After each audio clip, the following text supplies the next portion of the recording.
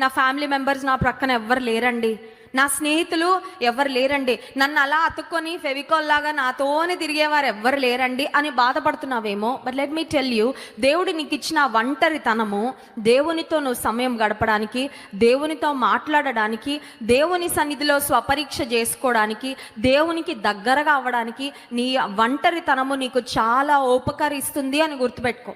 ఒకవేళ ఒంటరిగా లేకపోయినా కొన్నిసార్లు అందరినీ పంపించేసి అందరి నుండి ఫ్రీ అయిపోయి, యేసుక్రీస్తు ప్రభు కూడా ఈ లోకంలో జీవిస్తున్న కాలంలో బహుజన సమూహములు, గుంపులు అంట ఆయన ఎక్కడికి వెళ్ళినా. కానీ కొన్నిసార్లు మనం వాక్యాలు గమనిస్తే వారందరినీ విడిచిపెట్టి, వారందరినీ తప్పించుకొని ఆయన ఏకాంతన కొండకు వెళ్ళి ఆయన ప్రార్థన చేయడానికి ఒలివల కొండకు వెళ్ళాడు అనే మాట మనం చూస్తాం. ఎందుకు అంటే ఆయన తండ్రితో మాట్లాడాలంటే, ప్రార్థన చేసుకోవాలంటే he wanted to be lonely. ఇప్పుడు యాకోబు కూడా తన జీవితంలో తనకున్న కుటుంబాన్ని, భార్యను, పిల్లలను అందరూ ఉన్నారు కరెక్టే, కానీ నేను దేవునితో మాట్లాడాలి, I need some loan time, ఒంటరిగా నాకు కొంచెం సమయము కావాలి, కాబట్టి మీరందరూ ఎబ్బోకు రేవు దాటి వెళ్ళండి అని వారిని దాటించాడు.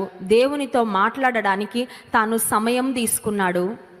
ఒంటరిగా ఉండడానికి ఒక చక్కని నిర్ణయము యాకోబు తన జీవితంలో తీసుకున్నాడు. ఎందుకంటే ఆ రోజు యాకోబుకు ఒక పట్టుదల వచ్చింది. ఏంటా పట్టుదల అంటే, దేవుని ఆశీర్వాదము నేను అడగాలి, దేవుని ఆశీర్వాదము నేను పొందాలి, ఖచ్చితంగా పొందాలి, అడుగుతాను పొందుతాను అనే ఒక పట్టుదలతో యాకోబు తన జీవితంలో తన ఫ్యామిలీ మెంబర్స్ అందరినీ పంపించి ఒంటరిగా దేవునితో సమయము గడిపాడు.